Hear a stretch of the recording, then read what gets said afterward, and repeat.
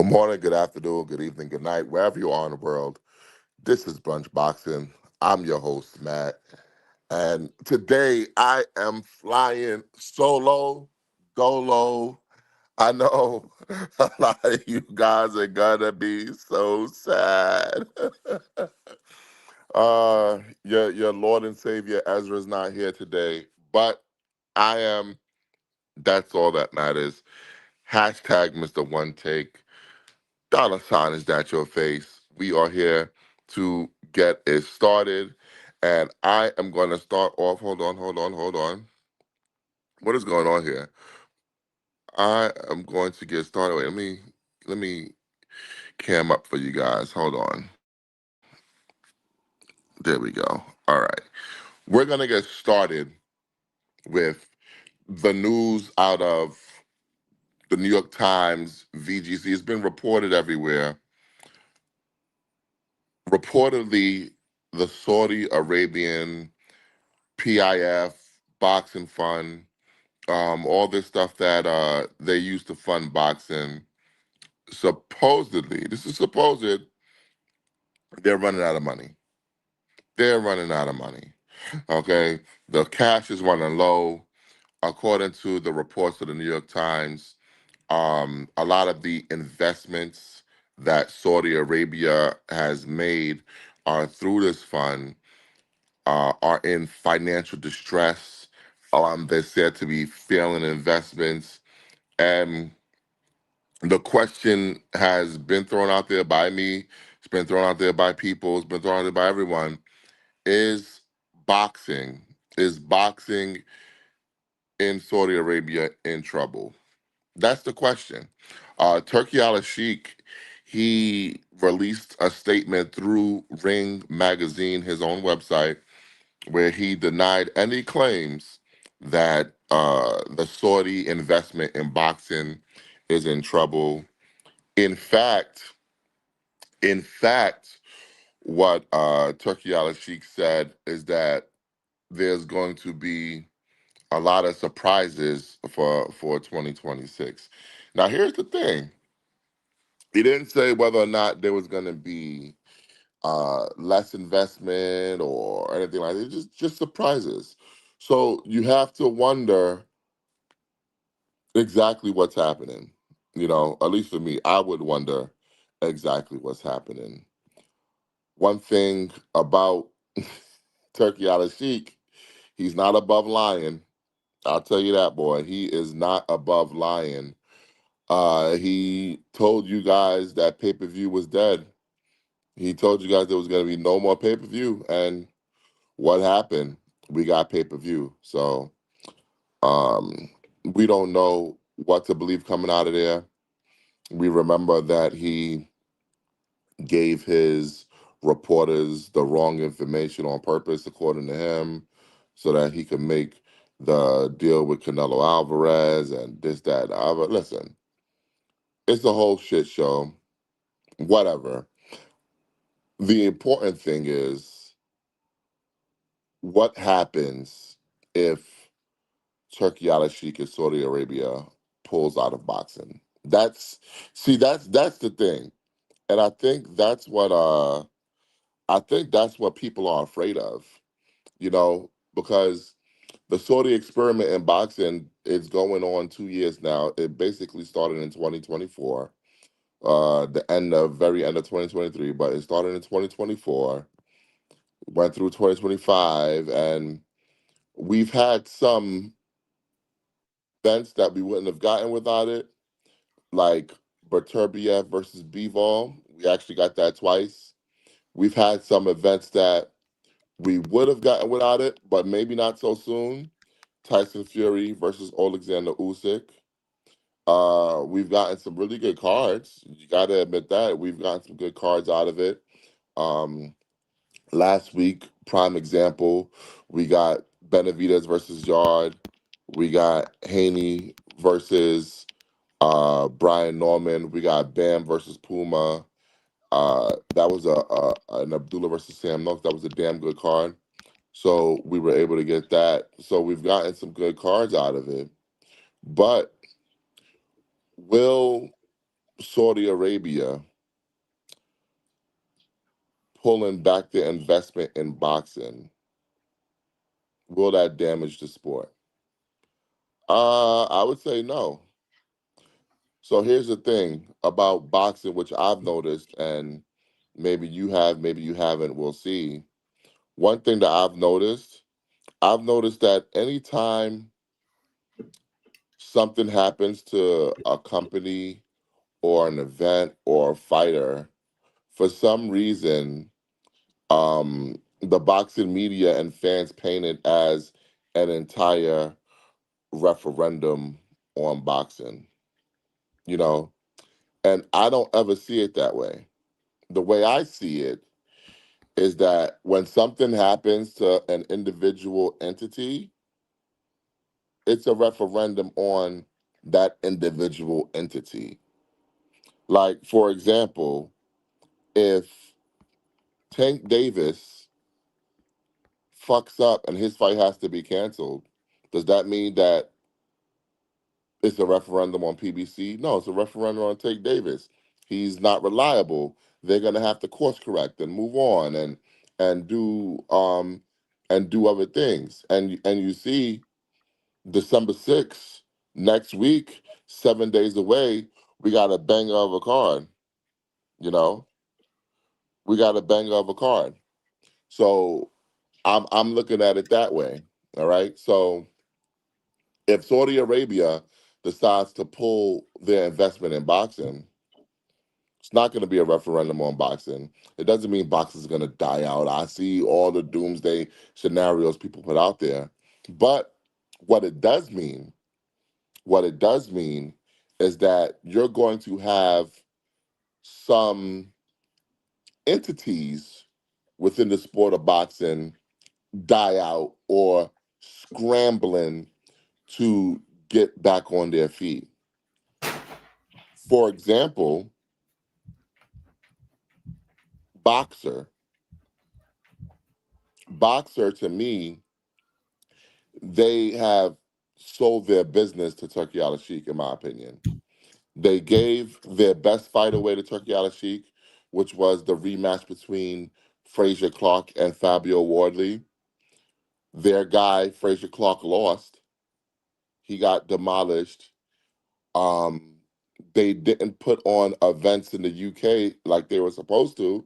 Instead, they sent their other guy, Ben Whitaker, to Turkey Sheik, and he had like a draw with Liam Cameron, and then he had a rematch. But all of that, he left Boxer, you know, and then Boxer has Chris Eubank Jr. He wins the matchup with Conor Ben. For some reason, they allow him to do a rematch under the same circumstances, which it looked like he was a dead man walking because he was drained to shit. Okay, he was drained to shit. They did the rematch, and now what's next for Chris Eubank Jr.? So a company like Boxer, they're gonna have to adjust because now they're no longer subsidized by Turkey Sheik, theoretically. You know, they lost their Sky Sports deal. They lost their Peacock deal. They lost the headway that they made within the British boxing market because they decided to go get subsidized by Turkey Sheik. So someone like them, Ben Shalom, they're going to be affected adversely by Turkey Sheik and Saudi Arabia pulling out of boxing if that happens. Okay. Someone like Matchroom, right? Matchroom, I think, are starting to see the writing on the wall because if you look at what Matchroom is doing, Matchroom announced a whole bunch of shows to start 2026, right? A whole bunch of shows to start 2026.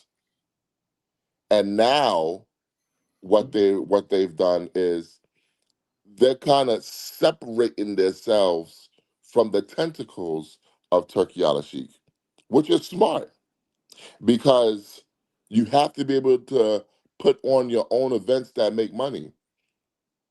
You don't want to have to be subsidized. So they got Andy Cruz versus Raymond Morataya January 24th. They got Sugar Nunez versus Emmanuel Navarrete. Matchroom are starting to put together a schedule where they feel like they're getting back to standard operating procedures, you know? So that's what they're doing. Queensberry, listen, let me tell you something. Frank Warren, never worry about Frank Warren.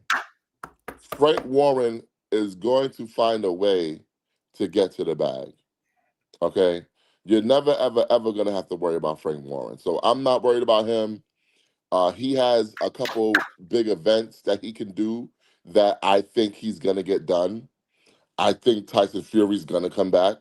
Now, that fight will probably get subsidized by Turkey Alalshikh because Turkey loves Tyson Fury and he wants another Usyk fight with Tyson Fury.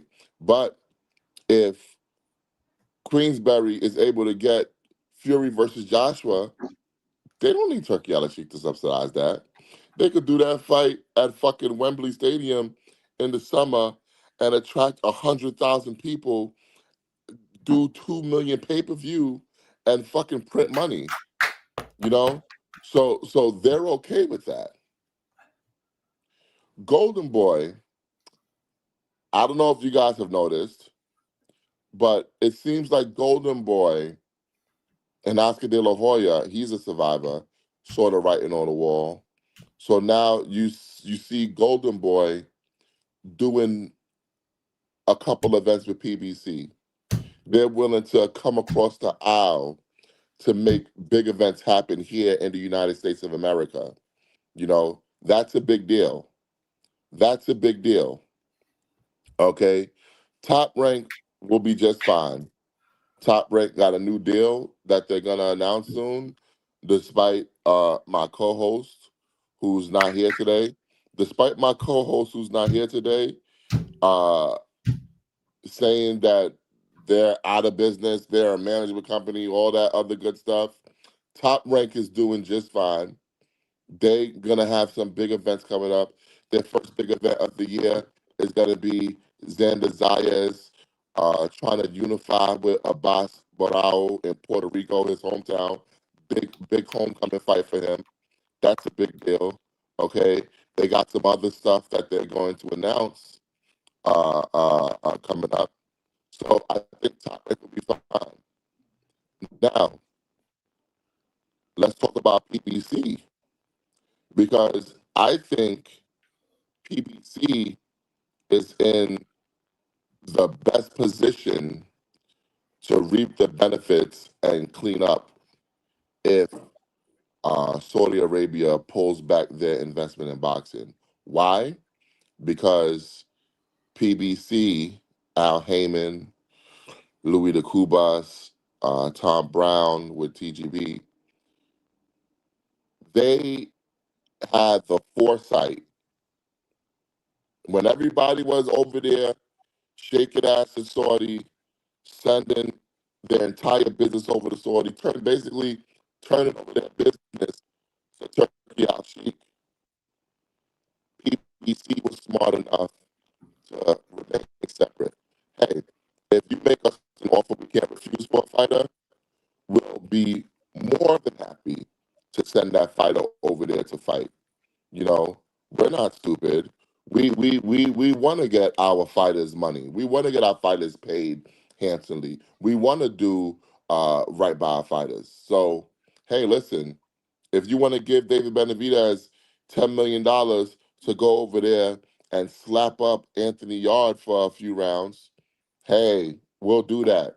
If you want to give a couple $1 million to Carlos Adames to go over there and slap up Hamza Shiraz for a few rounds, yeah, we'll do that.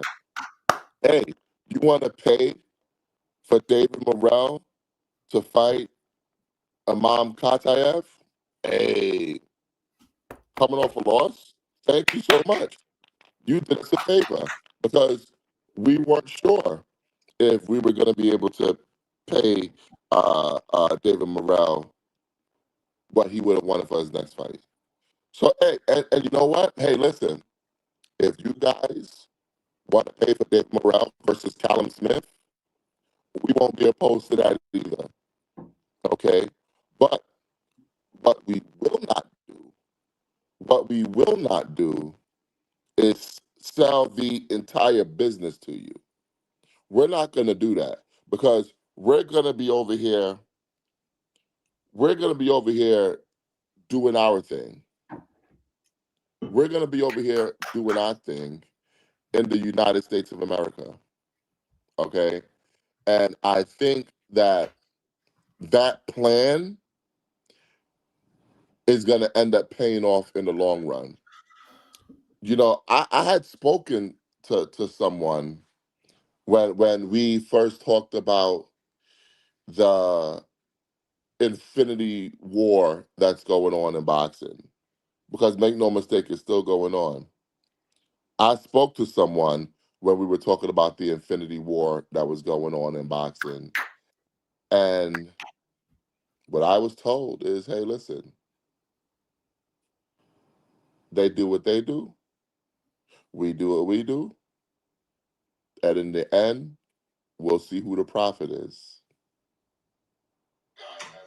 Okay, okay. We'll see who the prophet is. Now you got December 6th.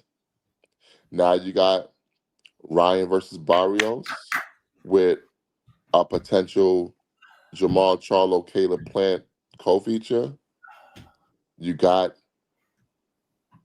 possibly Fundora versus Thurman coming back in March. Is that going to be a main event or is that going to be a co-feature? Stay tuned. You got David Benavidez coming back home. He's going to be fighting in Vegas.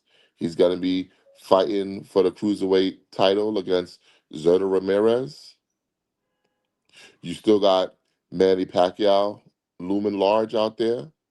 You still have Errol Spence Jr. looming large out there. And yes, yes, you still have Tank Davis looming large out there. So there's a lot of work that's going to be coming out of that PBC office, okay? A lot of work coming out of there. You know, you have Janet Beck and Laura, who's fighting each other next week. If Janet Beck wins, you don't think maybe PBC might want to set up a undisputed fight with Janet Beck and whoever the WBC champion is? Notice I didn't say Adames. I said whoever the champion is because it's a possibility that Carlos Adames might vacate that belt and move up. And then the winner of Shane Mosley, Jesus Ramos becomes the champion. It's a lot of work coming out there.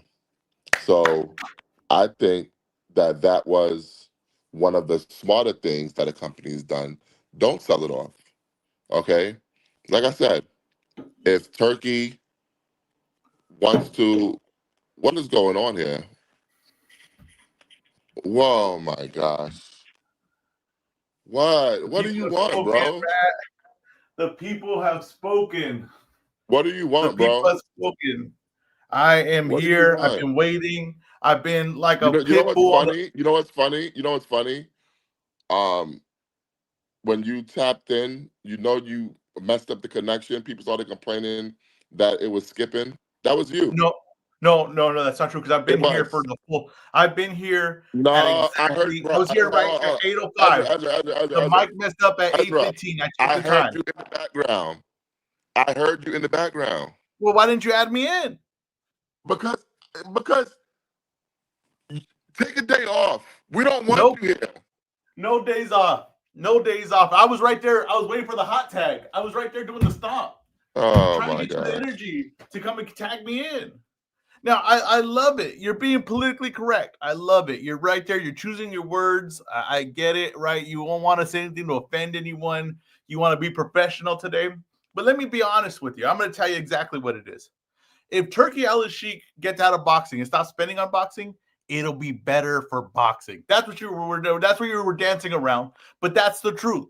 Because when you run a business the right way, the way to make money, if you run a business, right, in a way to where it needs to be profitable, that's better for business. Then you're actually running something. So here's the problem, right? When Turki Al-Sheikh came, what was his promise, right? I'm gonna make the fights that we can't get made, right? I'm gonna put money in boxing so we get these big events like we should have get, right? But what's happening now is whenever you put someone solely in charge of something, right? And basically what this is just a kid playing with his toys in the backyard.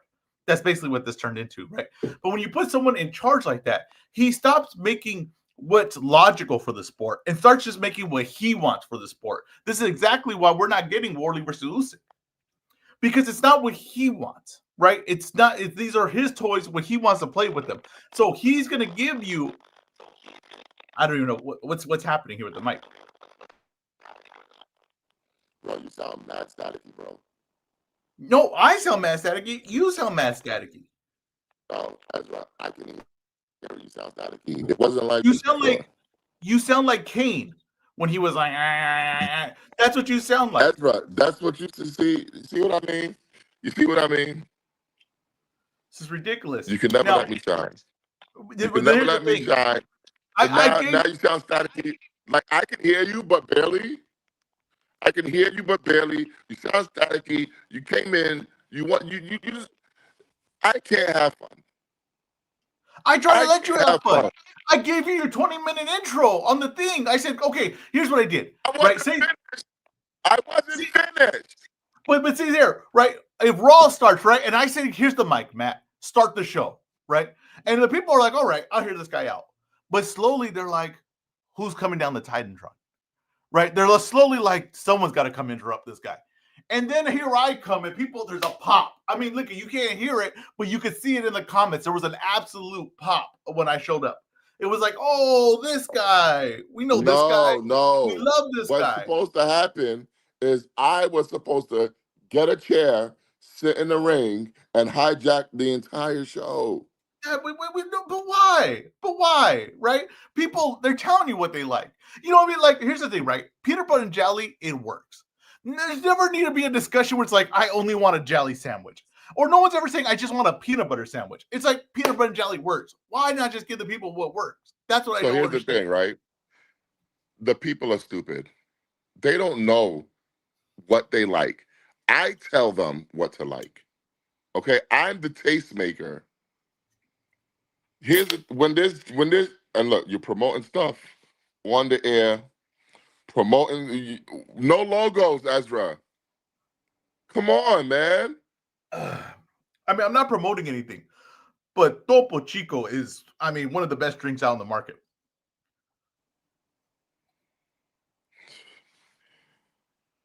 Oh my gosh.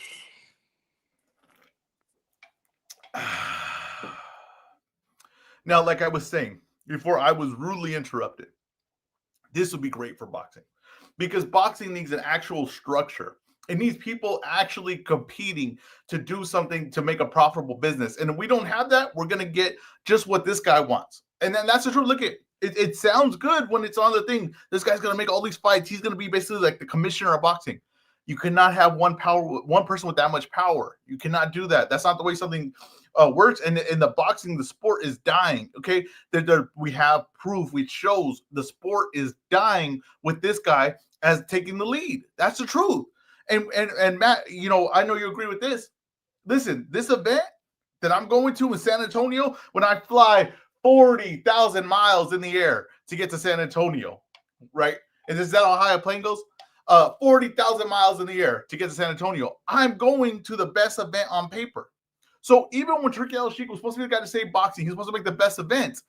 I think PBC beat him this year on the best event. I personally do, but that's because they are functioning to make something that is profitable. They're functioning to make something that people want to see. Turki Al-Sheikh just makes something that he wants to see, and the sport cannot survive on that. It can't survive on his taste alone.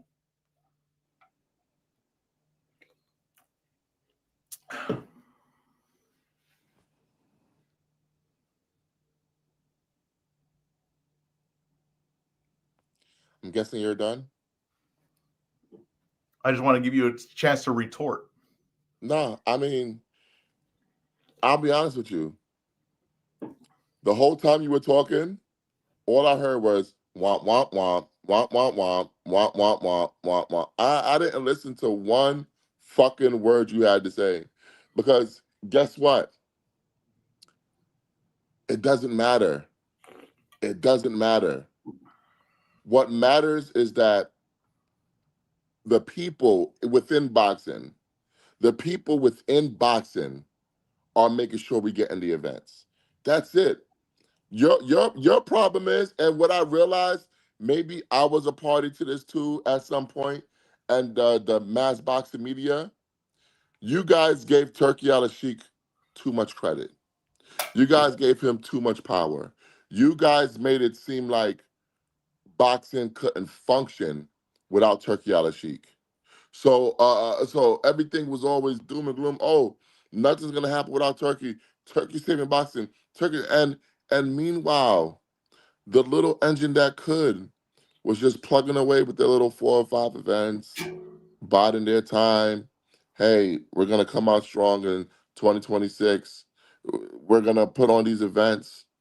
If it wasn't for, let's be honest, if it wasn't for, and PBC has had good events this year, but PBC could have had a great year if it wasn't for Tank Davis. I've Let's been be saying that. honest.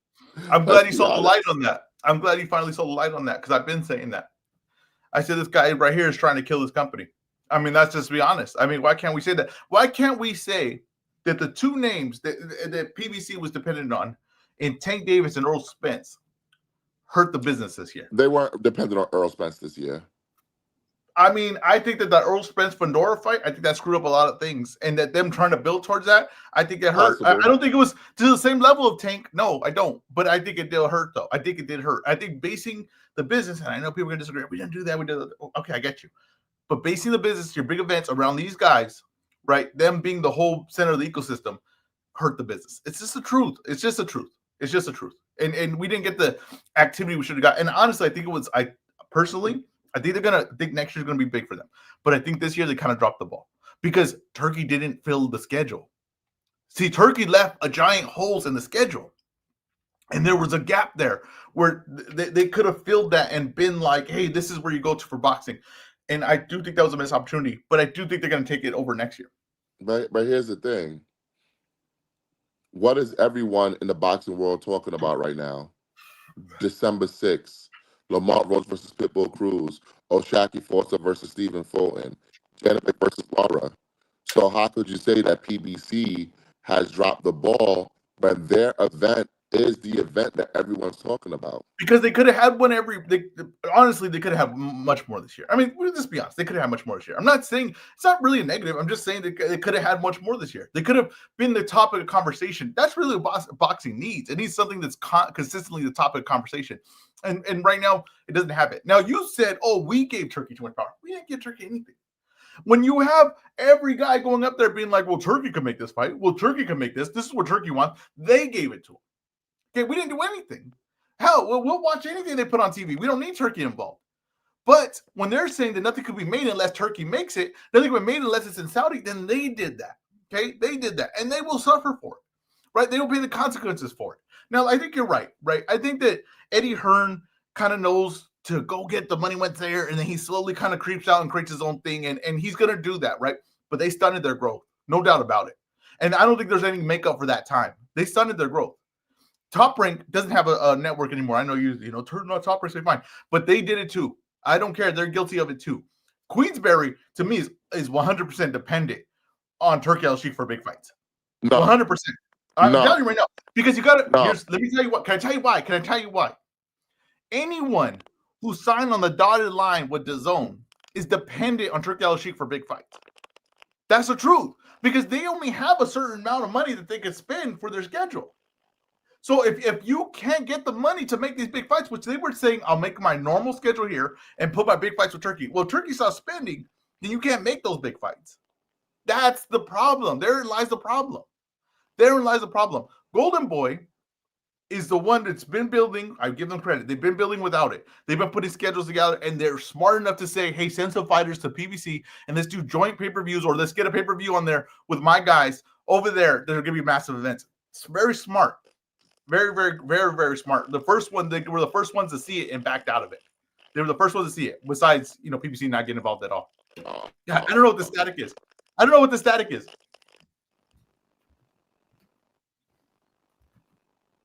I don't know what the static is. Can you hear me? You're looking at me like you can't even hear me, like if I'm speaking a different language. I can hear you. I'm just wondering why you're pacing around the room like a junkie. I'm Kane. That's what I hear when you talk right now. Bro, can you please put that away?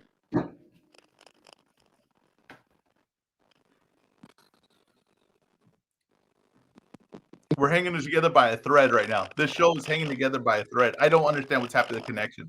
I don't get it. Maybe it's a bad connection. Yeah, no. Oh, you think, Matt? You think the bad connection? I know shit, right?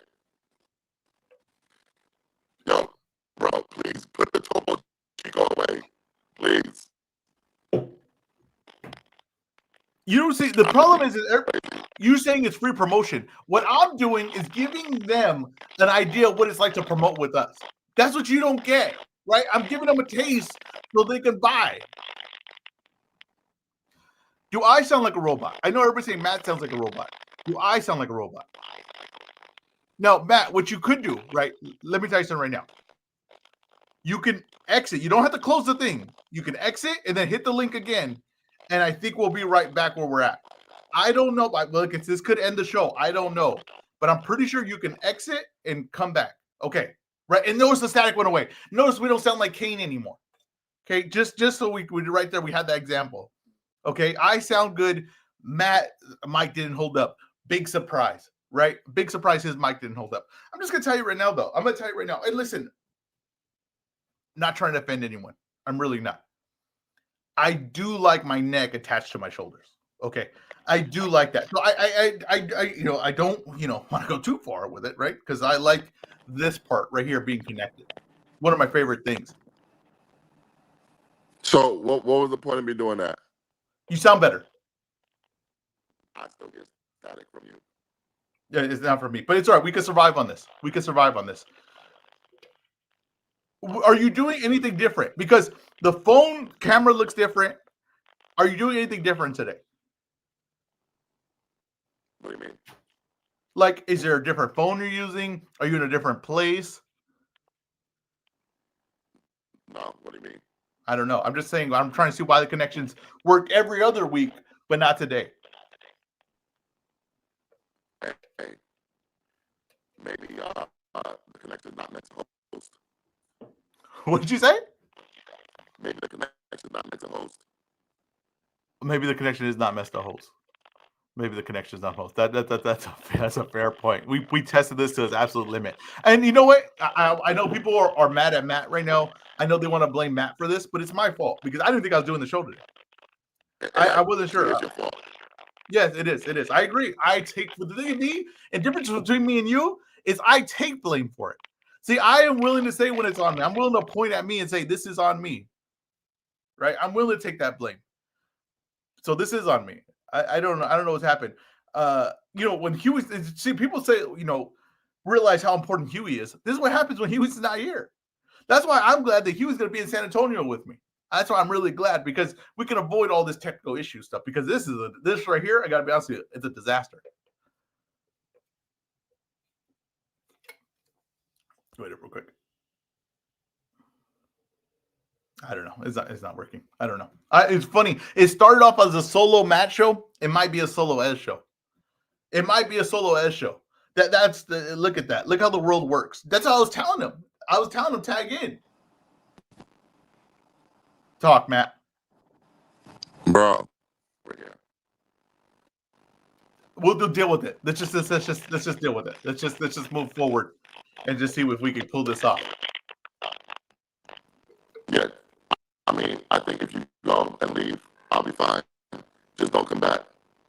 Oh, you think it's me? Even though everyone in the comments is saying it's you think it's me still? Bro, you think these people understand like bandwidth and stuff like that? I don't know. Can I be honest with you? I don't understand it. So I'm not going to put anything on him. I don't get anything about it. I'm honest with you. I turn things on. I was just telling Tut last night that if the electricity stops working, that I would off myself, in like 5 minutes. I won't want to live in a world like that. Bro, it's obvious that you joining the show messed up my connection. That's Okay, what I was trying to tell you. let's test it out. Let's test it out. I'll leave. I'll come back and let's see what happens. Yeah, leave. Please leave. Thank you. Thank you. Go on. Give him a few seconds. This guy's stressing me out, man. Stressing me out. What a fucking guy, man. This Ezra is. But anyway, I think uh like I said, I was meant to fly solo today. These idiots, for some reason, they were dying to have Ezra. So Ezra tapped in, and I could immediately hear when he tapped in because I can hear that my connection was fucked up when he tapped in. That's what I was trying to tell people. But of course, everyone always blames me. And that's why I didn't add him to the studio when I saw him trying to add himself and all this other stuff. But, you know, everyone wanted to add him. So now you deal with it. So let's get he left again. Now he left. All right. But anyway, whatever. I'll be honest with you, he made me lose my train of thought. This is what you get. You guys, you guys wanted this. You guys wanted this. We were just fine. We were plugging away. You guys wanted this. You guys wanted Ezra so bad to come in like a fucking junkie, like a junkie cutting a promo when I'm 40,000 feet up in the air. You guys wanted that. You guys wanted that. So don't fucking blame me. Don't fucking tell me, oh, Matt, you sound like Kane. Yeah, because you guys had this jackass join my goddamn stream. That's what happened. That's what happened. You guys had him do that. Huey made him do that. Mike made him do that. He wanted to do that. If this guy, if this guy wanted to be part of the show so fucking bad, he could have hosted it. He could have hosted it. But because I am about giving the people what they want, we were going to take off this week. We were going to take off this week. But you know what? I said, you know what? I'm not going to do that to the people. The people need a show. So I came here for the people. I came here for the people. And then you call for this guy to come interrupt the stream to tell us what? To tell us that, oh, boxing's better without Turkey Alalshikh. Who cares? Who cares? We'll see. That was his contribution to tell you he's going to San Antonio, to tell you that boxing's better without Turkey Alalshikh. Are you guys happy now? Are you satisfied? Are you guys satisfied? Jesus Christ. Fucking people. Yo, bro, listen. I try to be, the calm, the straight laced. I'm the straight man on the show, and I let Ezra do his fucking act. I let him do his act. I'm the straight man on the show because we both can't be like that. You know, we both can't be like that. So I try to be the straight man. But is this what you want? You guys want me acting like I'm on coke? Like I'm a crackhead like Ezra? Like I've been breaking bad like this guy? You want me to slick my hair back like a fucking grease ball? Is that what you guys want? I can give you what you want. Or can we talk boxing? Can we talk about what's going on in the sport of boxing? Can we talk about the great event that we had last week? Let's talk about the event we had last week. Let's talk about Devin Haney putting on a great performance and beating Brian Norman. And now the sky's the limit for Devin Haney. Let's talk about that right now. Last week, Devin Haney, unanimous decision victory, new WBO welterweight champion. New WBO welterweight champion.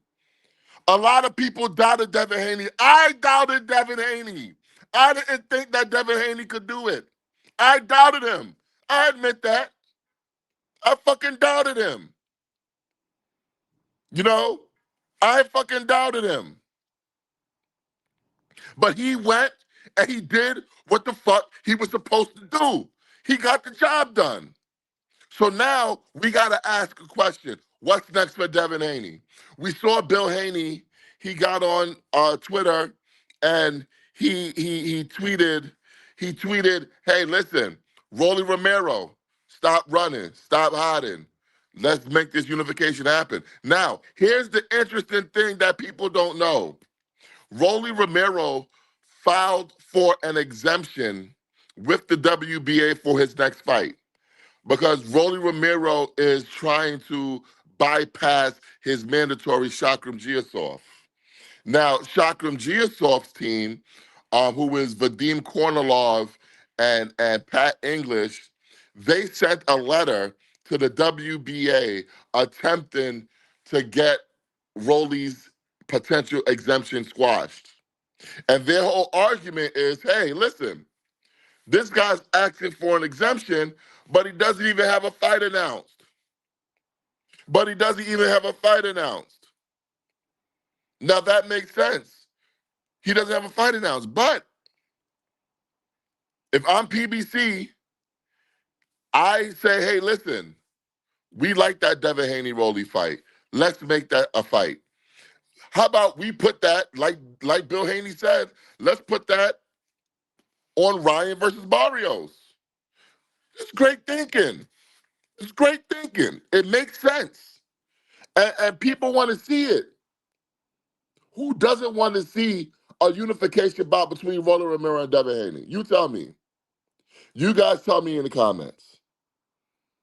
Okay? You guys tell me. I see that B-Wise, my man Anthony, saying that Rolly is food for Devin. You can say that. You can say that Rolly's food for Devin, but do we know that? I don't think we know that. So, hey, that's why they fight the fights. That's why they fight the fights. Because just last week, a lot of the boxing public thought that Devin Haney was food for Brian Norman. But it turns out Devin Haney was more than Brian Norman could chew. So, hey, it is what it is with that. I would love to see that. So make it next. I don't think Pacquiao versus Rolly is happening next. I know that's what everyone was talking about, Pacquiao versus Rolly, but I've been saying the last few weeks, I think Floyd Mayweather stole the fight from PBC. I think Floyd Mayweather stole the fight from PBC. Rolly versus Pacquiao, in case you guys didn't know, was supposed to be in January. It was supposed to be in January. It's not happening no more. So are they going to move it to potentially March? Is that going to be the card? Because what they were going to do was they were going to do Rolly versus Pacquiao, and then they were going to do Fundora versus Thurman as the co-feature. So are they just going to move that plan to March? Or are we going to get a whole new plan for Rolly? But PBC, whatever it is you're going to do with Rolly, you need to do it now because you're putting the WBA in a position where they're gonna have to rule against you. If you have a Pacquiao fight signed, sealed, and delivered with Rolly, I think they'll make an exception. I think they'll make an exception. But if you don't have anything signed, hey, we're looking at this, it might be here, it might be there. If you're doing the whole will he, won't he, wishy washy thing, the WBA has no choice but to rule against you. But this is what really pisses me off, right? This is what really gets me. What the WBA should have did, and maybe boxing fans are gonna kill me for this one, they should have just made Rolly the super champion, where he doesn't have to do the fucking mandatory. Because remember, the winner of Ryan versus Rolly was supposed to fight the winner of Boots versus Stanionis. That's what the WBA had originally decreed. But since Jerron Ennis moved up, now they say, hey, well, let GSR be the man. No, no. Go let GSR fight for a regular belt. You know, I don't mind the regular belt in the situation. I don't mind the interim in the situation. Go on and fight for a regular belt, interim belt. Because I'll tell you right now, nobody gives a fuck about Chakram GSR. Nobody. Nobody cares. Nobody wants to see him. I've seen him fight before. Hashtag not impressed. I don't care. So go do that. Let Rolly fight Pacquiao or Haney. Now, would PBC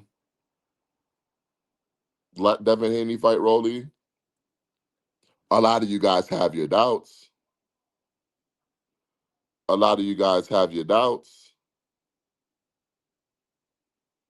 I don't know. I don't know. I think they would. I think they would. Would PBC get into the Devin Haney business? Maybe. Why not? I think Devin Haney, relatively speaking, is a draw in boxing. I think Devin Haney is a polarizing figure in boxing, and I think that you could do good business with Devin Haney. I think you could do business with Devin Haney. So let's get it done, guys. Let's get it done. I mean, that's what I would do if I ran the zoo like Gerald McGrew. But I don't. I don't run the zoo.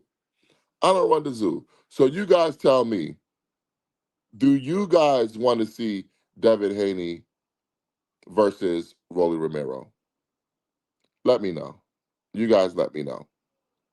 Now,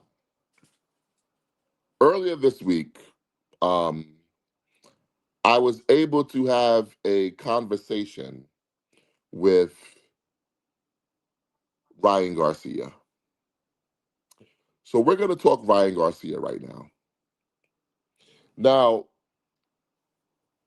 it was Ryan Garcia's forum, but I was able to get some things out of Ryan Garcia that I think you guys might find. Well, I find it interesting. So maybe you guys will find it interesting. I don't know. I don't know. But let's talk about it. Ryan Garcia was supposed to fight Rolly Romero. He was gonna be the rematch with Rolly, but then he said, I don't want to fight this guy no more. I'm gonna fight Mario Barrios. And Rolly Romero was really pissed off about it. He said, this fucking guy Ryan is ducking me. He said, this guy fucking Ryan is ducking me. But Ryan says, hey, listen, you did the same thing to me when you were supposed to fight me, but you ended up fighting Eastside Cruz. Okay, whatever. I guess turnabout's fair play. Rabbit gun, they got the gun now, whatever. But that's not happening. Rolly is gonna move on to whatever he's doing. Ryan is moving on to Mario Barrios, February 21st. It's gonna be a Las Vegas fight, or so I've been told. Great, great fight, by the way. And I saw that when Ryan versus Barrios got announced by Ryan, I did see some boxing fans complaining, oh, how could Ryan get a title shot after losing, duh? Bro, nobody cares. Nobody cares. Why do you care? Why? Tell me, why do you care? When I heard Ryan versus Mario Barrios, you know what's the first thing I thought? Damn, that's a really entertaining fight. I can't wait to see that. Why is it you boxing fans worry about the wrong shit? You worry about the wrong shit. Who gives a fuck if Ryan Garcia doesn't deserve a title shot? Who cares? Who cares? It's an entertaining fight. It's gonna draw a crowd. That's another big event for American fans to go to. That's another big event for brunch boxing to cover. That helps boxing. That helps grow the sport. Not every fight in boxing have to have some fucking deep meaning. Like, you guys got to get that out of your head. Not everything is an existential crisis that needs to be broken down at every angle. Well, why is he getting a title shot? Oh, the WBC suspended Ryan when he was being racist, and now he's fighting for the belt. How come they're doing it? Bro, who gives a fuck? Did the WBA suspend Ryan? Did the WBO suspend Ryan? Did the IBF suspend Ryan? No. None of them suspended Ryan. Only the WBC went the actual step of speaking out against what Ryan Garcia was doing and saying. Only they did that. So how can we now shit on them for letting him back in if they feel that he took the steps that they laid out for him to come back? Where's your smoke for Gustavo? Where's your smoke for Gilberto? Where's your smoke for Daryl? But you got smoke for Mauricio. It makes no fucking sense. It makes no fucking sense. And then we got a comment from J Ro. Imagine if the Cowboys go to the Super Bowl after losing because they bring the most ratings. Dude, that is so stupid. Use your common sense. That's stupid, bruh. It's a bad comparison. Why do people compare boxing, where there's tens of thousands of boxers, it's not collectively bargained, and literally anybody could fight anybody in boxing, and you compare it to a sport with a fucking fixed schedule? What are you doing?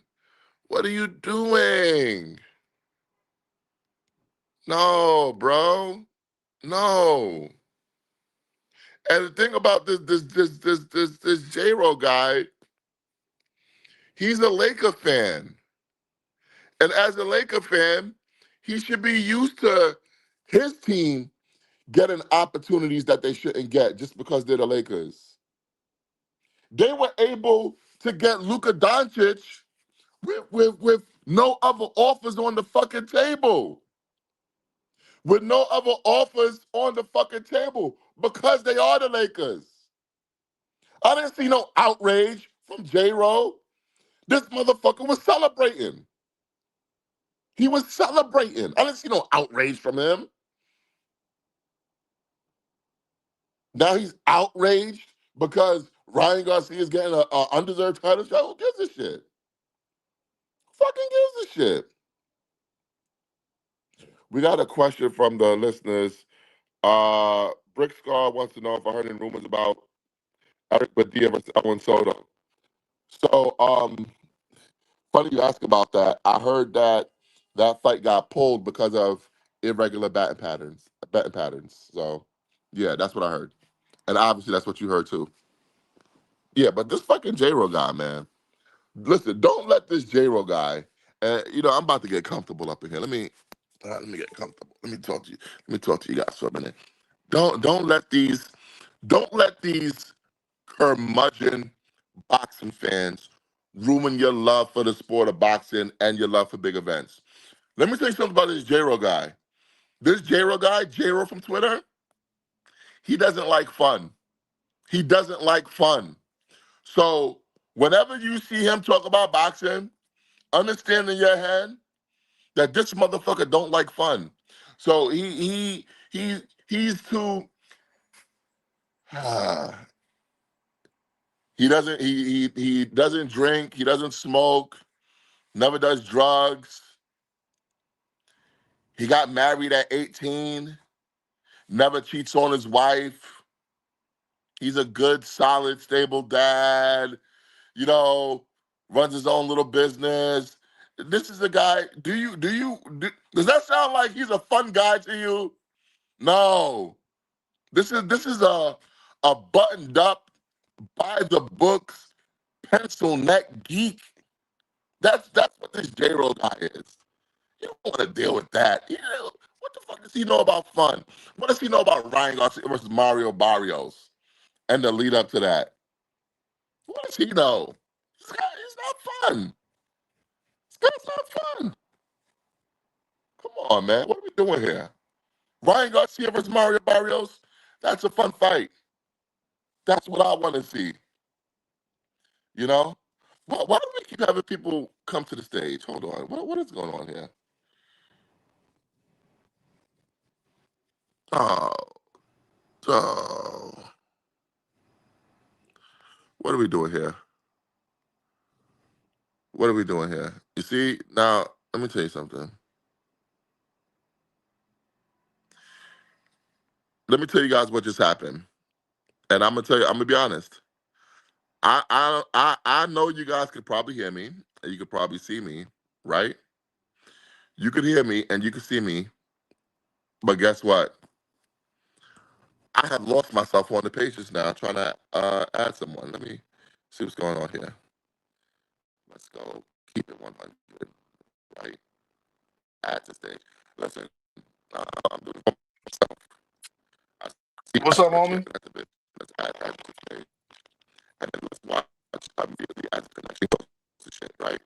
Because these guys, they want to talk so badly. They want to talk so badly that they don't care about the sound quality, right? Ty, what's going on, Ty?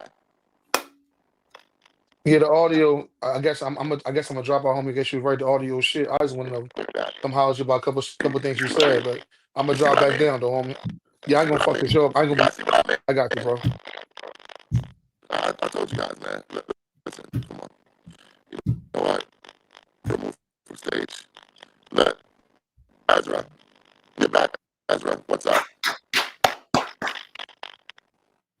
Did Talk, you add me? Ezra. Let's say the bullshit, Ezra. I can't see myself, so I don't know if you can hear me. Someone give me a Yeah, I thumbs up if you can hear me. hear you, but nobody else can. Okay, I'm just saying, this is the way the show can work. I figured it out because I always solve everything.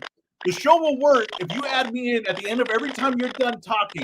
Every time your mouth stops doing this, add me in, and then I can add my 2 cents. Every time you're done doing this with your mouth, I can jump in and talk. Now, I don't know why you can't see me on camera. I'm not sure, but that 90% of what I do is visual. I want you to know that 90% of what I bring to the table is visual. I know you made fun of the slick back hair. You said, "Oh, he's out of control," and all those things. There you go. Get me on camera. Smart move. Ratings up. Ratings skyrocketing. You notice when that happened. Now, say this. You didn't let me talk about Devin Haney. The one thing about Devin Haney is that, unfortunately, Devin Haney is still at the will of everyone else to get the fights he needs. That is a problem. Now, Devin Haney will fight anyone, so once he gets an opportunity, he'll take it. But he is at the will of everyone else. Now, this is the thing about Ryan Garcia and I'm sorry, guys. I had to add Ezra to the block party. I had to add him to the block party. I had to add him to the block party. I don't give a fuck what Ezra's talking about. I don't care. I don't care what Ezra's talking about. Bye bye. Bye bye. Get that son of a bitch off the field. You're fired. Jesus Christ. Can we get back to talking boxing? Jesus Christ, fuck that guy. We're back to talking boxing here, right? So, back to my conversation with Ryan Garcia. And talk about Manny also. Ryan Garcia said that he has a real beef with Devin Haney. He said that he has a real beef with Devin Haney. And I'm not like, why do you have a beef with Devin Haney? It should be personal. You know, this guy, Ryan Garcia, told me, he said, it's personal between him and Devin Haney. It's personal between him and Devin Haney. Hold on. See, now Mike can hear me. Now, am I going to have to reconnect Mike, or is that you? Anyway, we'll see. I don't want to have to reconnect. This fucking guy.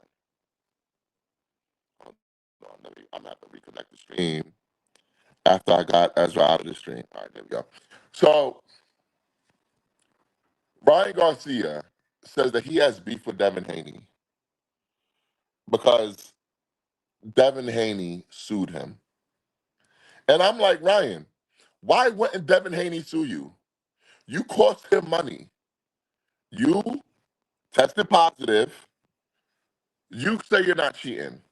Whatever. You say that cheating, you got to have intent and all this other bullshit. Doesn't matter. If it's in your system, it's in your system. You, in essence, broke the rules. It is what it is. So you beat Devin Haney. He couldn't even get people to bid a couple $1 million on his next fight. His fight against Sandor Martin, when he had to vacate the belt, what was it? Like 1.7 million or someone bid. He lost market value. Eddie Hearn dumped him. That Danny was outside of Wembley Stadium in September, begging to be let in to Anthony Joshua versus Daniel Dubois. That's how far Devin Haney have fallen because of what happened with the Ryan Garcia fight. So of course he's gonna sue you because he felt like he lost market value. It is what it is. Now, whether or not you're honest with yourself and you didn't quote unquote cheat, doesn't matter. It doesn't matter because at the end of the day, he was still harmed by what happened. He was still harmed by what happened. So it is what it is, man. It is what it is. So you have to get past that. Now, he did say that he's willing to fight Devin Haney again. That is very interesting because that's a fight that I want to see. But you got business to handle, Ryan Garcia. You got business to handle. If you're going to fight Devin Haney again, you're going to have to beat Mario Barrios. Now, I want to know from you guys, who are you taking between Mario Barrios and Ryan Garcia? I'm curious about that. Who you guys taking? And I don't know why uh, this dude screwed up my overlay, by the way. Screwed up my overlay. Now it just looks stupid. My fucking overlay looks stupid. This is all Huey's fault, by the way. I just want to point that out. This is actually Huey's fault. Because when I was flying solo, I was right there in the middle, by the way. But Huey snuck in there. He snuck in there and wanted to add his boy Ezra. He wanted to add his homie Ezra Watson. So he fucked up my fucking overlay. Thank you for fixing it, Huey. Thank you. Thank you. Thank you. Thank you. Jesus Christ. Just so you know, we can't put this episode on Spotify. We just can't. We can't put this on Spotify. Just so you know. But here's the most interesting thing that came out of the conversation with me and Ryan Garcia. And I want to know what you guys think about it. And I did see uh,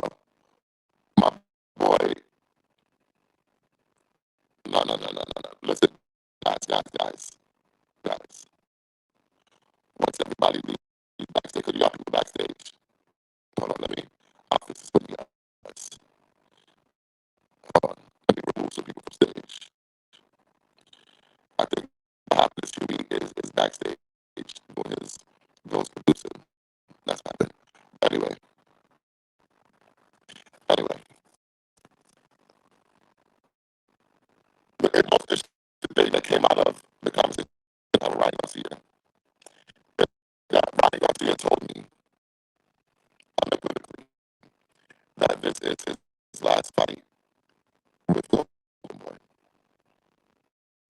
This is his last fight with Golden Boy. Now, I said, hey, Ryan, is this going to be like the 15,000th time you're going to be a free agent? Because Ryan Garcia says, I'm not with them. Golden Boy says, yes, you are. Ryan Garcia files a lawsuit. Golden Boy kind of sues. Ryan Garcia is back with Golden Boy. I don't know if he knows his fucking contract. But Ryan Garcia says that after this fight with Mario Barrios, he's no longer with Golden Boy. Let's see what happens. Let's see what happens. Could we potentially see a marriage? Hold on, they can't hear me. This is really pissing me off. Honestly, we were running smooth until people ran interference, but whatever. I'm not gonna complain. If you guys can't get the info, you just can't get the info. Fuck it. Blame these guys. Blame the puppets. The puppets. The masters behind the stage who screwed this up to you. I was okay fine, so just so you guys know. But anyway, that's what's happening. Here's what you guys need to understand. If Ryan Garcia was to beat Mario Barrios, you don't think that PBC would have interest in Ryan Garcia? Huh? Let me ask you that again. If Ryan Garcia was to beat Mario Barrios, you don't think PBC would have interest in signing Ryan Garcia? His lawyer Lupe, good friends with Al Heyman. Ryan Garcia, when I spoke to him, had nothing but glowing things to say about PBC. He said, shout out to PBC. They good people over there. You know? So could that be a potential marriage in the future? Let's see. I would love that. I think Ryan Garcia and PBC would be a great marriage. Now I will admit, I do like Ryan and Golden Boy because I feel like Oscar knows what he's doing with Ryan. I really do. I feel like he knows what he's doing with Ryan. I feel like Oscar gets a bad rep for some reason. It is what it is. But whatever happens, we're getting the big fight.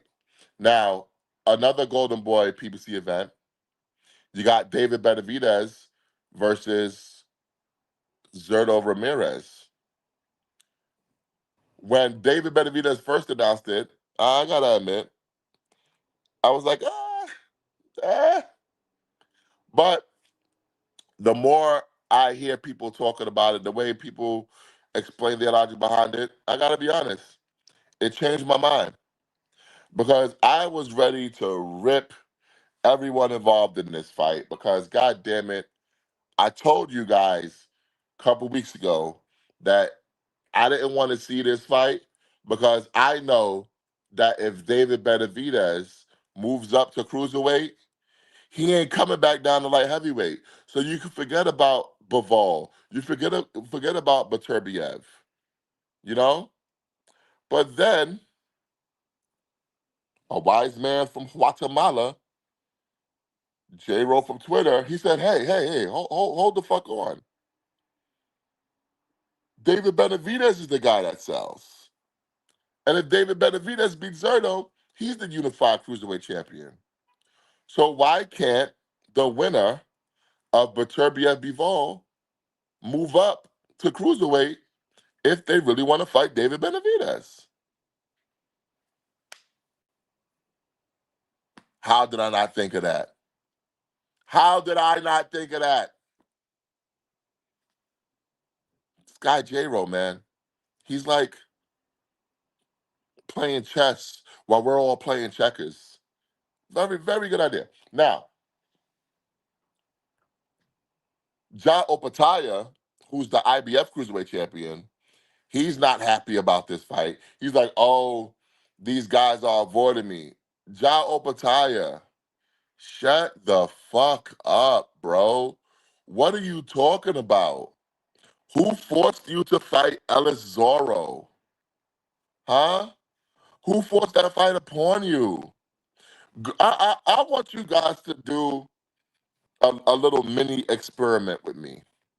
I want you guys to go to BoxRec and go look up Ja Opataya's record. He fought Maurice Briedis twice, and then look at all the other guys he's fought. Nobody. Jordan Thompson, Alex Zorro, David Nika, uh, that time, who's fighting Scubia? Scubia, you have no one to blame but yourself. Why didn't you fight Chris Williams-Smith? Why was it Zerto who went to go do that? That's on you. That's on you. And funny enough, bringing it full circle, the reason why you didn't get those fights is because of Turki Alalshikh. You're supposed to be Turkey's boy. You're a Riyadh season ambassador. Why is he not paying for those fights for you? Why is he not making those fights for you? And where you messed up, Ja Opataya, is that you went to go shake ass in Saudi Arabia instead of attempting to build your brand in Australia. George Kambosos, it's not that good, but he was able to beat Teofimo Lopez, which built his brand. So he was able to cash out and get big money fight after big money fight in Australia. Tim Tszyu, print money in Australia. Nikita Tszyu, print money in Australia. Michael Zarafa, print money in Australia. Jeff Horn, print money in Australia. But Ja Opataya, you went to go shake your ass in Saudi. So people weren't fucking with you in your own market. Same thing happened with Scott Nicholson. And maybe a woman will never be a big star out there. Maybe a woman will never be a big star, who knows? But Scott Nicholson shaking your ass in the UK with Eddie Hearn, shaking your ass in Australia. Well, you can't shake your ass in Saudi Arabia, but you was out there in Saudi Arabia. You out there randomly in Philadelphia on a Boots card, and you can't sell out a family dinner in Australia now. You can't sell out a family dinner in Australia now because you guys are not understanding. You build your home market first, and then you branch out. Don't sell yourself short. The problem with a lot of these fighters, and Ja Opataya included, they don't want to bet on themselves. If he was betting on himself, Ja Opataya would have been fighting exclusively out of Australia. But now that the money is drying up, because I do believe the money is drying up, they're not investing in much as boxing as they used to. Now that the money is drying up, now you're fighting in Australia in a fight that nobody cares about. It's too late. You might have missed your window, Ja Opataya, because the Mexican monster is here now. And now he just took your fight because he was smart enough to build his market in the US. He bet on himself. He fought David Morrell in Las Vegas, Nevada for an interim and a regular belt. Not even what you boxing fans call a real title. He was able to bet on himself. So now Las Vegas wants him back. And guess what? They're fighting Cinco de Mayo weekend. Taking over a Mexican holiday in Las Vegas. Two Mexicans. That's how you're supposed to do it.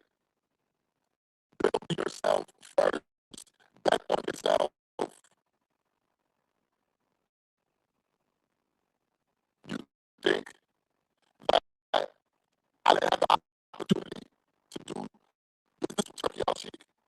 I did. But guess what? If I would have did business with them, I would have had to let go of bunch boxing. Why the fuck would I do that? I'm building myself. I'm building brunch boxing. We're building the brand. We're gonna build the brand to a point where if you want to do business, if you want to do business with brunch boxing, it's gonna be a collaborative thing.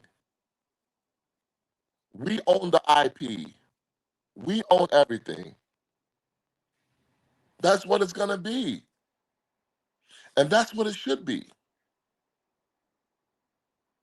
That's what I keep trying to tell people, man. Build yourself, and the people will find you. Do what you do. Let them do what they do. And then in the end, we'll see who the prophet is. I'm betting on myself. I'm betting on Ezra. I'm betting on Huey. I'm betting on Mike. Ja Opataya did not bet on himself. He took the quick money. And now you're out in the cold. You're out in the cold now. Now you're complaining, acting like a fucking victim. You're not a victim, Ja Opataya. You are a guy who put yourself in these circumstances. You did that. It's your fault. Come on, man. But shout out to David Benavidez for betting on himself. You don't got to agree with every move, but every move he's making is trying to build himself up. So let's see what he does against Zerto. I think he beat Zerto. I don't think it's a fait accompli because I think that Zerto is a damn good fighter. But let's see. Let's fucking see. Now, the interesting thing about David Benavidez versus Zerto is that Zerto is no longer going to enjoy the advantages that makes him so effective at cruiserweight.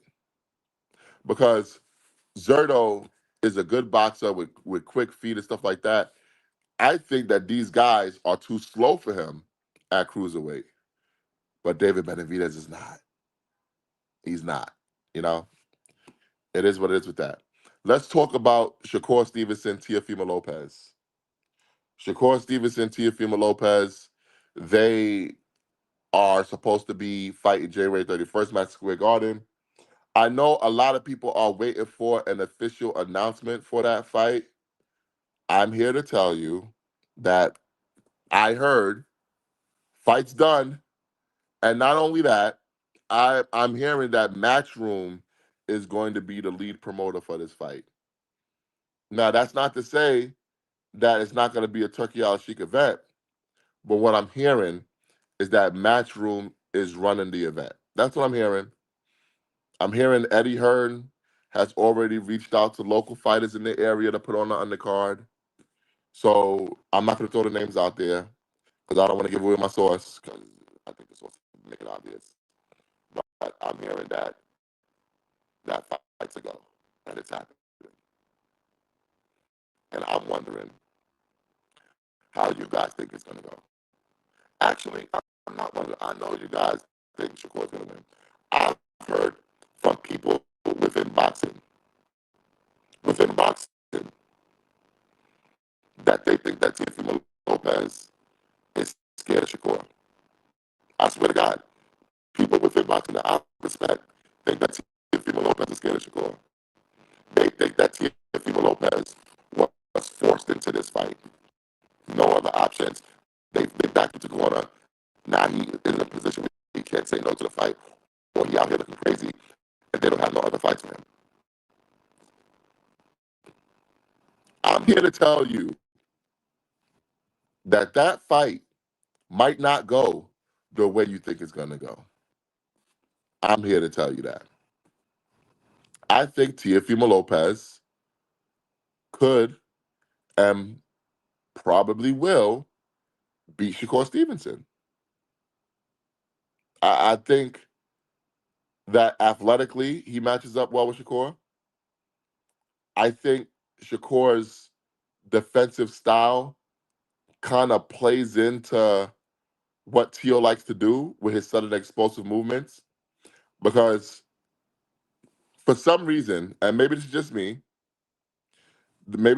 for some reason, every time I play Shakur versus Teofimo Lopez in my head, every time I do that, I see Shakur attempting to jump out of range and Teofimo Lopez catching him just on the tip of the chin with one of those leaping left hooks. I could be wrong. This could end up being Devin Haney, Brian Norman Part 2, where Tio just can't do anything with him and Shakur's just, you know, disciplining him and then tying up what he needs to. It could play out like that. I fully admit that. But I don't know. That's just what I envision when I see Shakur versus Teofimo Lopez. So, um, real quick, I wanted to give you guys some boxing bets for the day. Usually you got the easy buddy parlay, the Ezra breakdown, cold hard cash, and then Matt's best bets. What I'm gonna do today is I'm gonna give you Matt's best bets. Okay? Frazier Clark versus Jamie TKV. The over under is 7.5 rounds. The over is at minus 130. Take the over. I have a feeling that this is going to be a sloppy clinch fest with these heavyweights, and it's going to end up maybe going the distance. So take the over 7.5 rounds. That's where you'll get your best money. Okay. Ben Whitaker versus I can't say his name. I call him Benghazi. But Ben Whitaker is fighting today. He has an over under of 5.5 rounds. Take the over. I believe that that's at minus 113. Take that over because I feel like Ben Whitaker likes to style and profile, likes to be flashy and all this other stuff. So I think that the fight is going to go longer than it should. Take the over with that. If I were you, I would do two separate straight bets, but you can put in a parlay, or you can put it in a parlay and do straight bets on both. But you're going to end up hitting today. You're going to end up hitting today. Trust me. I gave you guys last week over 0.5 knockdowns. Devin Haney versus Brian Norman. That's my best bet. That was minus 110. It cashed out in the second round. Ka-ching. Now, did the guy who I thought was going to get knocked down get knocked down? No. But listen, I'm not here to talk about the past. All right? Especially when it doesn't benefit me. So, yeah, go look for that. Go look for that, guys. Now, I'm not going to do a breakdown of today's cards. You have a few cards. Like I said, you got Ben Whitaker headline in the card today. You got Frazier Clark versus Jamie TKV headline in the card today. You got Elijah Pierce headline in the card today. You have a pro box card today. I'm here to tell you, every card today is an F. Go outside, go for a walk, go call your loved ones. F. F, F, F. There's no boxing worth watching today. I'm going to keep it a being with y'all. I'm not even going to do that to y'all where I'm going to tell y'all, hey, you're supposed to be fight freaks and let's go. No. There's no boxing worth watching today.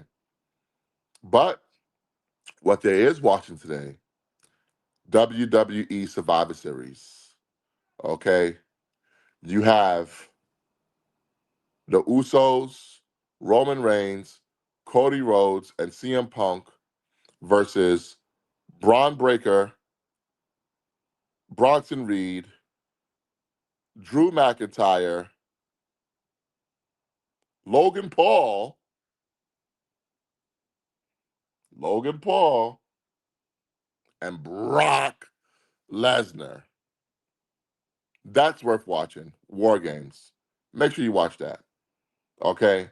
You also have Big Match John Cena, defending his Intercontinental title against Dirty Dom Mysterio.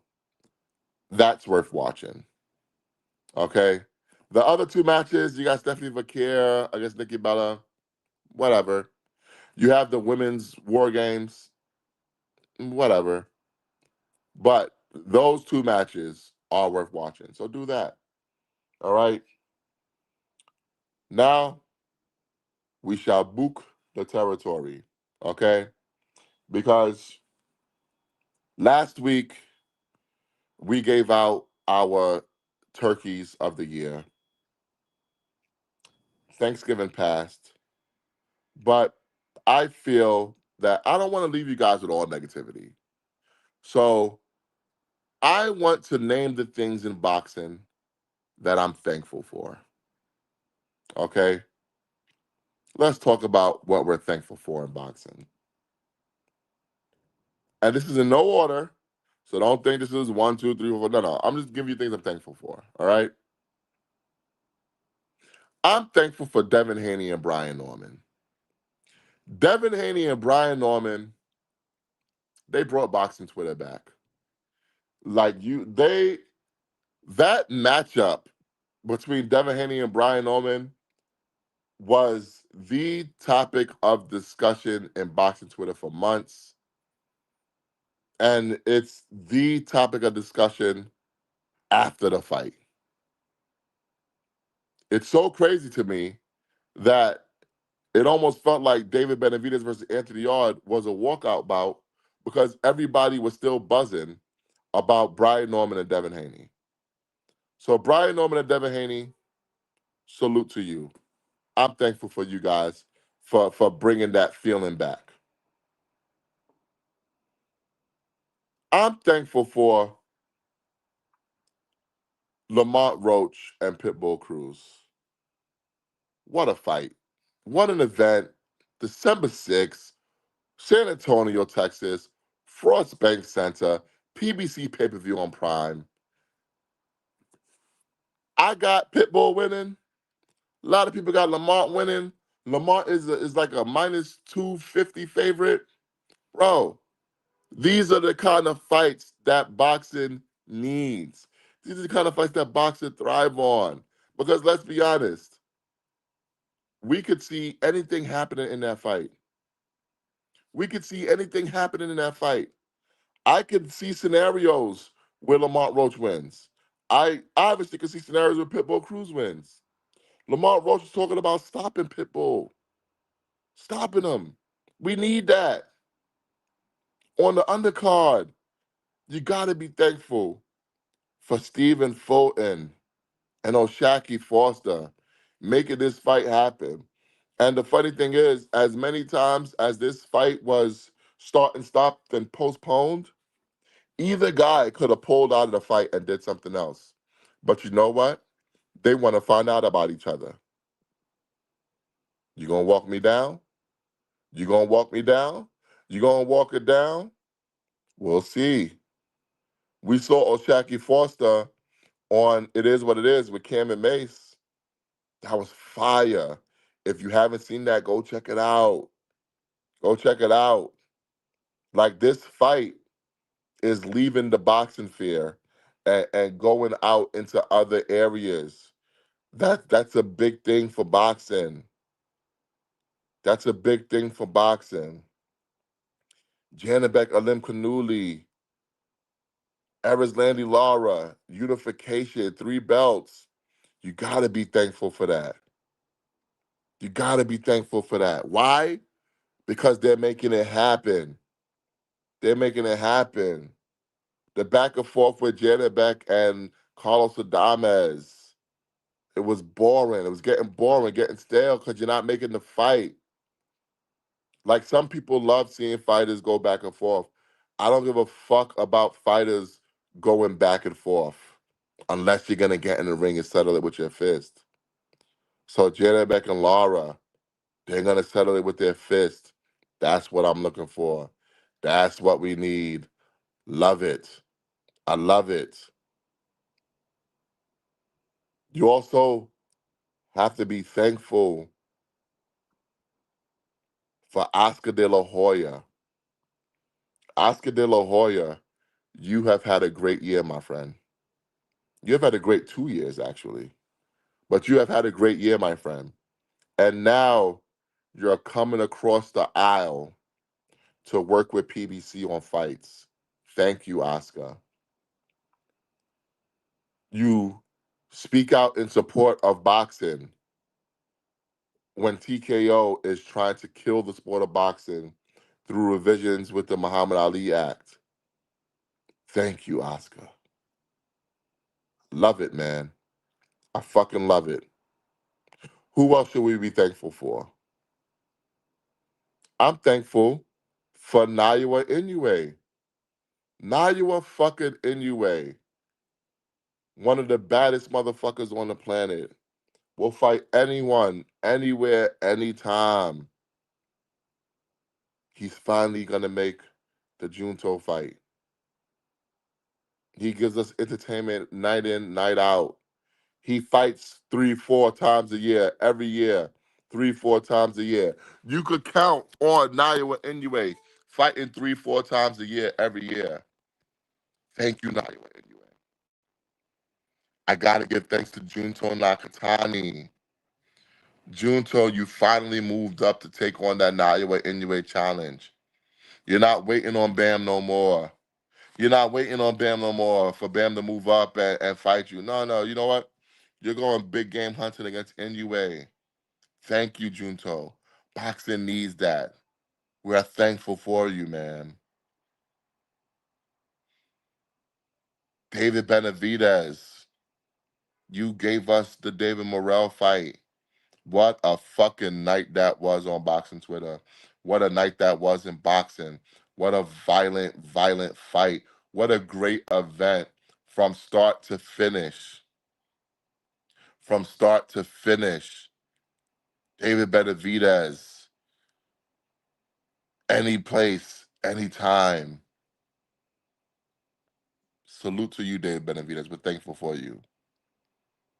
Terrence Bud Crawford, you finally killed the Canelo era in boxing. And when I say the era, I don't mean ERA. I mean error. ERROR. Canelo should have given the people a fight with David Benavidez. But he didn't want to do that. He didn't want to find out about himself. So he thought that he was going to fight this little guy from Oklahoma, Nebraska, where the fuck he's from. One of those flyover states. But you, Terrence Crawford, you spanked him. You spanked him. You beat him. And now he's scrambling. Now he wants a rematch. Now he wants this, he wants that. But guess what? He deserved it because he didn't give the people what they wanted. Terrence Crawford, thank you.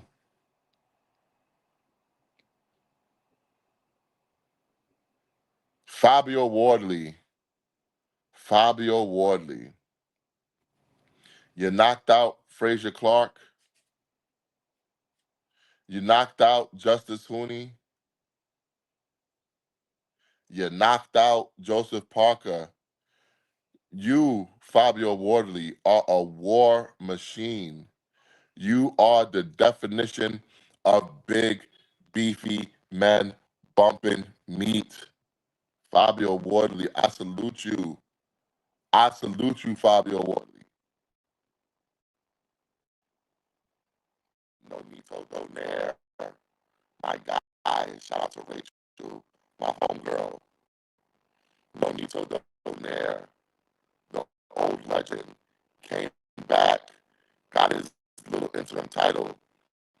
He could have just waited till they get promoted and all this other shit. No, no, no, no. You don't know what Nito Donaire is doing. He's taking on the legit WBA champion Sayasut Sumi, like 43 years old, but he's still taking on big challenges. No need to go on there. I salute you, my friend.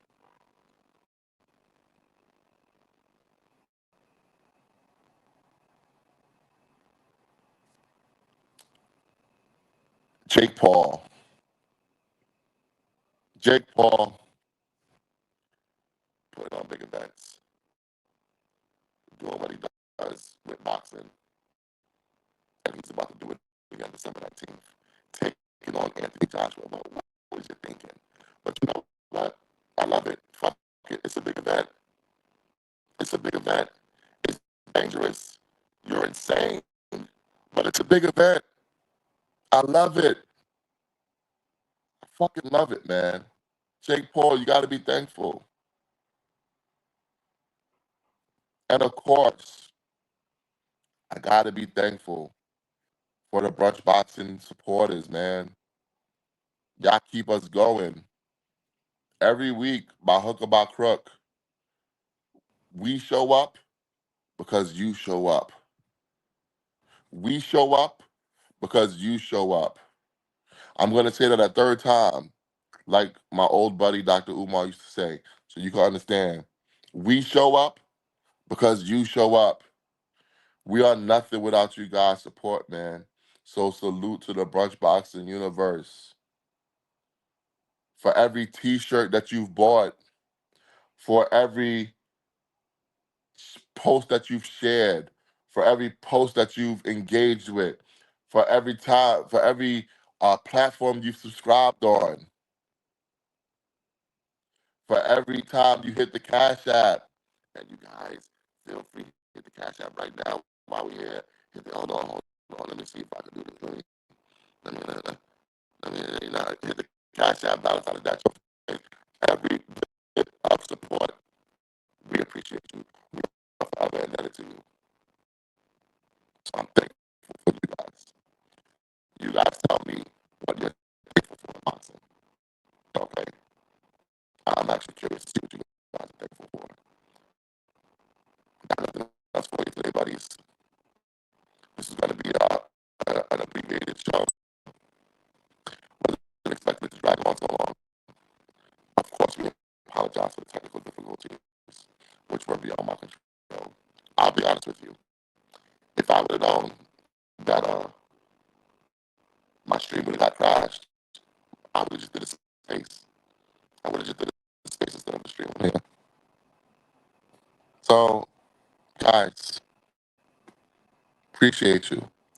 Um, we'll be back next week. We have a lot, a lot, a lot of content. Hey, hold on. This guy, this fucking guy, this guy, Basquiat, this guy, he, you know what? Hold on. Hey, Basquiat, my man Basquiat, you keep telling me what I need, right? There you go. There's the cash app, Basquiat. There's the cash app, my man. There's the cash app. Dollar sign is that your face. If you really want to support the program, hit the cash app. It's right there, brother. Hey, he says we're in a recession. Hey, listen, my brother, you ain't lying. We are we are in the throes of a recession. But that's another discussion, another time. You know what? I think we could find something that we could agree upon. We could find common ground here because I already see what's going on. I already see what's going on. We are in the throes of a fucking recession. So you are not lying about that, my brother. But like I said, y'all can always support, hit the Cash App. We appreciate every little bit. Um, your guy Ezra and Huey are both going to be on location in San Antonio, Texas for Pitbull Cruz versus Lamont Roach. They're going to be on location. And Ezra has said that he is going to go live and do a show every fucking day that he's out there. So we got a lot of content coming for you guys. We got a lot of content coming for you guys. So be on the lookout for that. I got some content coming for you guys today. I got a lot of videos that I need to chop up for you guys that I'm going to post today on the Brunch Boxing Twitter. So if you haven't followed us on Twitter by now, at Brunch Boxing, do so now. If you haven't told your friends and family, your fellow boxing fans, to subscribe to the Brunch Boxing YouTube, what is you doing? Have them subscribe. Have them subscribe. Have them follow the Twitter. Have them follow the Instagram, which Ezra uses. I don't use. You guys love Ezra so much. Why you guys not helping him on Instagram? He sucks on Instagram. Go help him out over there if you love Ezra so much. Subscribe to the YouTube. Let's keep it going, baby. Let's keep it going. This has been another edition of Brunch Boxing. He's our host, Ezra Boxing. He's our COO, the Mexican Al Heyman. He's our super producer, Huey P. I am Matt. We are Brunch Boxing, and we are out.